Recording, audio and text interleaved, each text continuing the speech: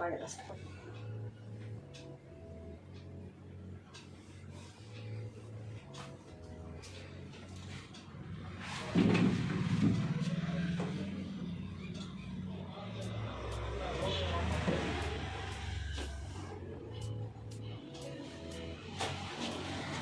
Step கட்டிங்லாம் பண்ணலாம் பாப்பாவுக்கு. பாப்பாவுக்கு வந்துட்டு கேர்லி லாங் ஹேர் இருந்தது. அந்த லாங் ஹேரில் வந்துட்டு நம்ம வந்துட்டு ஸ்டெப் கட்டிங் கொடுத்துருந்தோம். அந்த ஸ்டெப் கட்டிங் கொடுக்கும்பொழுது நம்மளுக்கு வந்து இந்த மாதிரி ரெட்டை ஜடை போட்டுக்கலாம். அழகாக முயல் குட்டி மாதிரி 2 ரெட்டை ஜடை போட்டுக்கலாம். நீங்கள் பாருங்கள், கொஞ்ச நேரம் அம்மாவை பாருங்கள். ஓகே, பாருங்கள் அழகாக 2 ஜடை வந்துடுச்சா. இந்த ஸ்டெப் கட்டிங்கில் நினைக்கிறீங்க துண்டு துண்டாக ஆகிடுச்சுன்னா நம்மளுக்கு எங்கே ஜடை வரப்போகுதுன்னு நினைக்கிறீங்க.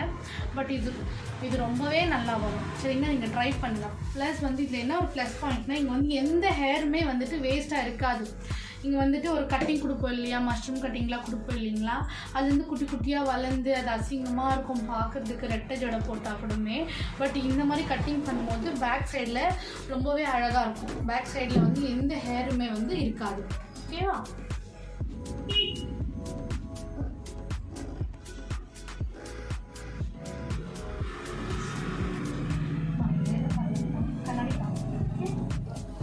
சீக்கிரம் முடியாது.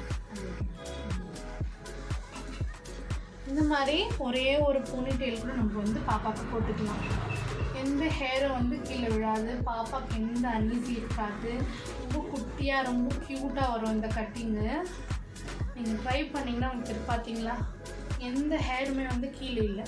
அதே போல் வந்து எதுவுமே சைடில் ரொம்ப வேஸ்ட்டாகவும் இல்லை. போட்டால் ரொம்ப அழகாக இருக்கும்.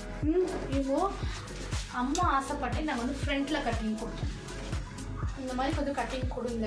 ஒருத்தர் வந்து இந்த மாதிரி ஆசைப்படுறது இல்லை. பட் இவங்க அம்மா வந்து ரொம்ப ஆசைப்பட்டாங்க இந்த மாதிரி கட்டிங் வேணும் அப்படின்றதுனால எங்களுக்கு வந்து நாங்கள் இந்த கட்டிங் கொடுத்தோம். சரிதா? உங்களுக்கு பிடிச்சிருக்கா இந்த கட்டிங்கு? உங்களுக்கு லைக் பண்ணுறீங்களா? நீங்கள் சொல்லுங்க. இதுக்கு முன்னே இந்த ஹேர் பிடிச்சிக்குதா, இந்த ஹேர் பிடிச்சிக்குதா? I like this hair. Thank you. அப்போ ஹேர் நல்லா தெரியுங்களா? ஒரு மாதிரி தெரியுதா?